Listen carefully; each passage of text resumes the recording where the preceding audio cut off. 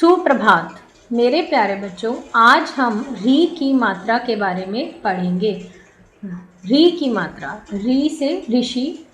तो विभिन्न शब्दों में री की मात्रा का उपयोग होता है और बेटा हम री की मात्रा को इस तरह से बनाते हैं।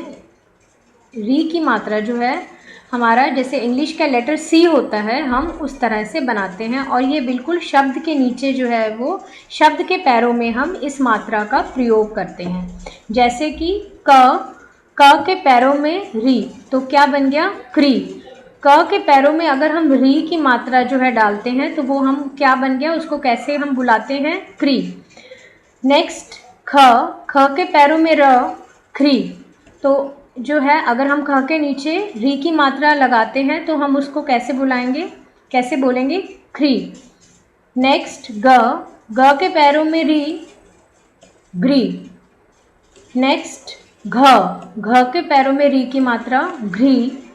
नेक्स्ट च के पैरों में री की मात्रा, ट्री।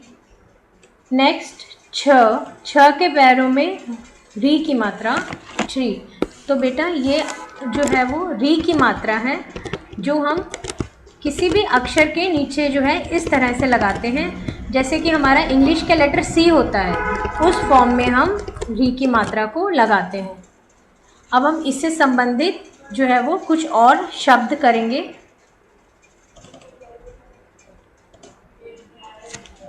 देखिए बेटा, अब इसमें जो है ग के साथ री की मात्रा का प्रयोग हुआ है, तो री की मात्रा प्लस ह, तो यह कौन सा शब्द बन गया है? ग्रह।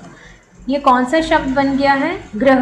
ग के पैरों में री की मात्रा, जैसे कि मैंने अभी आपको बताया है कि री की मात्रा जो है इस तरह से बनाएंगे। री की मात्रा का जो है वो बनावट इस तरह से है। This is just like letter C, ग्रह। नेक्स्ट री की मात्रा ग, मृग।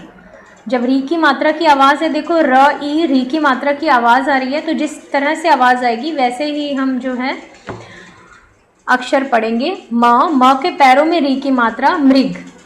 व री अक्षय, ये जो शब्द है इसको हम अक्षय के नाम से बुलाते हैं या बोला जाता है। व के पैरों में री, अक्षय, वृक्ष। व के पैरों में री की मात्रा है, वृक्ष, तो हम इसको कैसे बुलाएंगे? वृक्ष। नेक्स्ट क री प आ की मात्रा, कृपा। नेक्स्ट है क्री। क के पैरों में री आ गया है तो ये क्या बन गया है? कृपा। नेक्स्ट त री श आ, तो ये कौन सा शब्द है? तृषा। तो ये विभिन्न शब्द हैं जहाँ पर हमने री की मात्रा का उपयोग किया हुआ है। त री श आ, तृषा। नेक्स्ट क री शी, तो ये कौन सा शब्द बन गया बेटा? कृषि। तो आपने जो है री की मात्रा को री र ई इस तरह से ही आप जो है हम इसको बोलेंगे। तो ये जो है किसी भी अक्षर के नीचे जो है इस तरह से लगाई जाती है। इस मात्रा को हम इस तरह से लगाते हैं और इसको हम कैसे जो है वो शब्द जब बन जाता है तो हम इस तरह से जो है इसको बोलते हैं, जैसे कि गृही, मृग, वृक्ष, कृपा, तृषा, कृषि। अब री की मात्रा से संबंधित हम कुछ और शब्द करेंगे, शब्दों का मिलान करेंगे। जैसे कि पहला शब्द है गृह। घर है, घर, गृह को हम हिंदी में जो है और शुद्ध भाषा में घर के नाम से जाना जाता है। तो ग के पैरों में क्या है बेटा? री की मात्रा। नेक्स्ट है मृग। मृग हिरण को भी कहा जाता है, तो म के पैरों में क्या है? र, मृग। नेक्स्ट कृषि। देखिए यहाँ पर ये किसान है, ये हल चला रहा है तो खेती कर रहा है, तो इसको हम क्या बोलते हैं? कृषि। अब ये क के पैरों में क्या है बेटा? री, तो ये क्या हो गया? कृषि। नेक्स्ट वृक्ष। व के पैरों में री की मात्रा है। अब ये हम कौन सी मात्रा कर रहे हैं बेटा? री की मात्रा। तो सबसे पहला क्या ये हमने पढ़ा था? मृग। उसके बाद कृषि।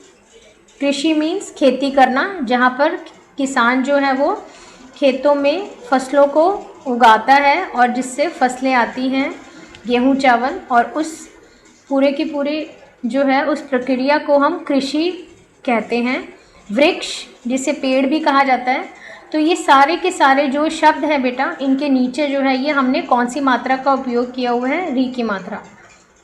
तो अब आप सब बच्चों को समझ आ गया ये कौन सी मात्रा है, री की मात्रा, जो शब्द के बिल्कुल नीचे लगाई जाती है। और किस तरह से लगाई जाती है, उसकी बनावट इस तरह से होती है और हम उसको री जो है वो इस तरह से ही बुलाते हैं, जैसे कि मृग, कृषि और वृक्ष।